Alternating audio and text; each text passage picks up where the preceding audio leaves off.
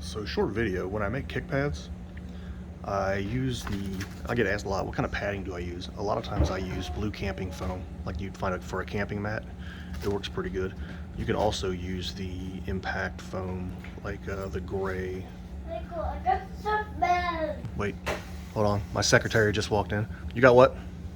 This is Oh, okay, cool. Say hi. bad.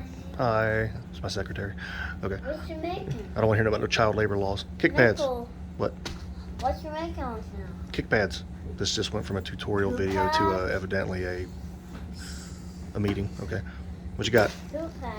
Backpack? All right, cool. You just gonna throw your bag up on my table and my stuff? Okay. But yeah, it's blue EVA, blue camping mat foam.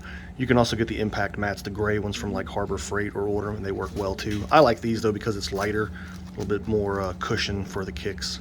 The other stuff's more dense. I hit mine with a heat gun. I cut them out with a box knife like this. Works pretty good. Or you can get a wire cutter.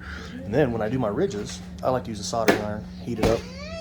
Works really good for the ridges. I think she's demanding her lunch break. It's not lunchtime yet. I get peanut jelly. Oh, you're getting peanut butter and jelly? Okay, well, is that in your union manual? Do we have a union? Nope. Nope, okay. And she's out. Well, anybody looking for a job?